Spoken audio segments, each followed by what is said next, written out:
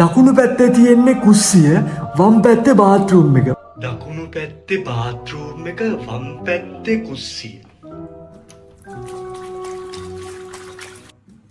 පොඩි පුතා ආයි ගිහිල්ලාද?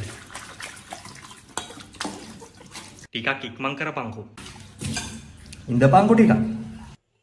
අයියයි මල්ලි දෙන්නම එකම වෙලාවේ බාත්රූම් එකේ. කිව්වත් වගේ මහ පුදුම බැඳීමක් තියෙන පවුලක්නේ. ටක් ගාලා හොදපන් බං මටත් හොද ගන්න ඕන. ඒ ගමන අයියටත් බඩේ අමාරුවක්ද? මේ බලහංකො පිටිපස්ස කක්කා වගේ. ඔය පස්ස හොඳට උලපන්. ඈ? අර කොළ පාටට තියෙන ටික යවන්න ඕනේ ඉතින්. ඔය මොකද බං කරන්නේ? උලන්න බැරි නම් දියම් බං උල්ලලා දෙන්න. මේවා හොදලා පුරුදු නෑ බන් දැන්. ඇමරිකාවේ ඉන්නකොට මෙහෙම හොද හිටියේ. පොඩ්ඩක් මොනවා හරි ගෑවුනා නම් පිහිදලා දැම්මා. පොඩි එකාට මේ ටික කාලෙට පස්ස හොදන හැටිවත් මතක නෑ. මචං බැංකුවේ ඉන්නේ මැනේජර් මහත්තයා ආයිසරක් එළියට යනවා කියන හදන්නේ. ආයේ යන්න වගේද? දැම්ම සල්ලි ටික දාන්නද?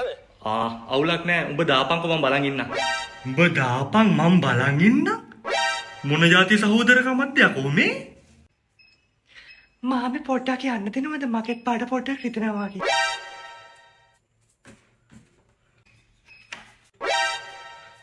මොකක්ද යකෝ මේ වෙන්නේ? මේ තියෙන්නේ එයාගේ බඩටත් හරි වගේ. මල් පොඩක් එහාට දෙන්න. අන්න අරක ඇතුළට ගියා. තාත්තට කටරඬුව ගේන්න කියන්න. අංකල් මේ තාත්තට කටරඬුව පොඩ්ඩක් ගේන්න කියනද මේ මූඩියක් හිලස්ස හිර වෙලා. Sacabou!